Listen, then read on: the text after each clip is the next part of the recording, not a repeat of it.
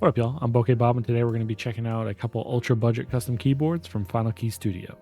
The GMK81 and GMK87, which for the channel it's a little different. These are super cheap. I usually deal with higher end customs. These are both $60 shipped from Final Key. Before we get started, I always like to make it clear that these keyboards were sent to me for review from Final Key Studio. However, all opinions are my own and from my experiences using the keyboard and most importantly building the keyboard.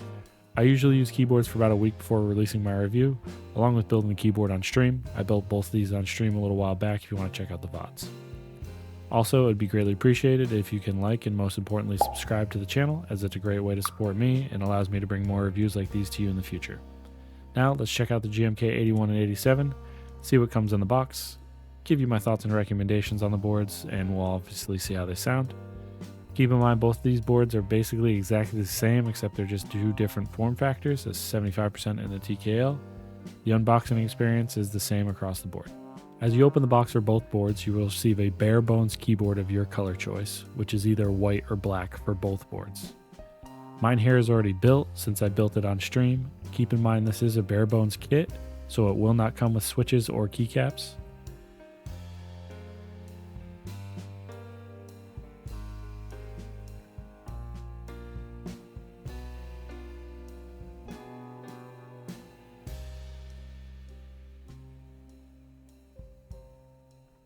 It comes with a switch and keycap puller and also a USB cable to connect it to your computer. It also does come with already lubed plate mount stabilizers, which will for sure need to be touched up so they don't rattle or make any weird noises.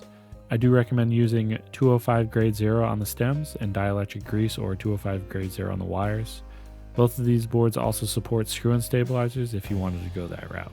They're a nightmare to open though. These keyboards are also wireless, either with Bluetooth connection or a 2.4 GHz dongle.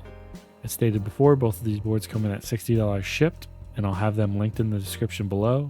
If you are interested in buying the keyboards, please use the link in the description as it supports me directly. Overall, both these boards will sound very similar. The only difference between these is one is a 75% and the other is a TKL with a knob. Both boards do support VIA, and both boards come with a polycarbonate plate, case foam, plate foam, and an IXPE sheet. I do like to note that when building these boards, I had issues with switches properly seating, causing them not to operate correctly. I had to open the cases to get the switches to properly seat and actuate correctly. This is caused by a clear layer of PET on the PCB. This thin layer of clear plastic makes it so switches cannot fully sit in the PCB.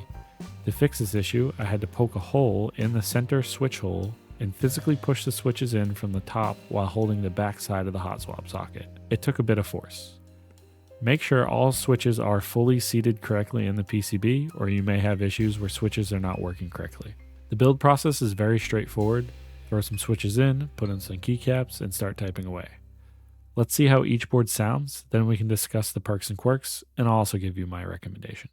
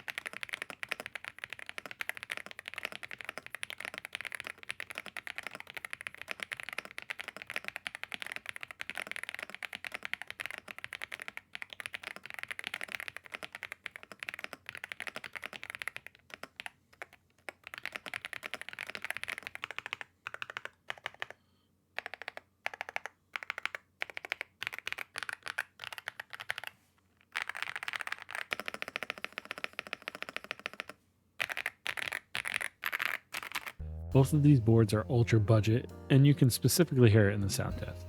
These are 100% stock with no mods. You can for sure hear the hollowness of the plastic cases, and the stock stabs definitely need more work or swapping out for some screw-in stabs. You can definitely hear some weird noises coming from them. Let's first hit on the perks. It's super cheap, and it's VIA compatible, and it's wireless. As far as quirks, they both lack a good sound signature, and they're very hollow, and they both have a bad build experience. I say this because of my personal experience and the issue I had with the switches not correctly sitting in the PCB because of the clear PET sheet causing issues. Not everyone has the means of opening these plastic clip-on cases, which can cause a lot of frustration. As far as my recommendation goes, I would say look elsewhere or save up just a little bit more to purchase a full aluminum keyboard. Similar layouts and boards can be had for only $40 to $60 more. Some examples of these boards can be from Neo or QWERTY Keys, from Zoom or Melotrix, and Final Key actually offers the V81 Plus, which I reviewed, which is really good, and the Record Alice. Shoot, if you want, you can go with the Sugar 65, which is right around the same price, I think, but full aluminum. Let me know in the comments if you have used these boards and what your experience is with either one. Mine was pretty frustrating, to say the least, because of the issue I had with the switches properly seating. As always, check out some of my content here. Make sure to like and subscribe, and most importantly, have a good rest of your week. Bokeh Bob out.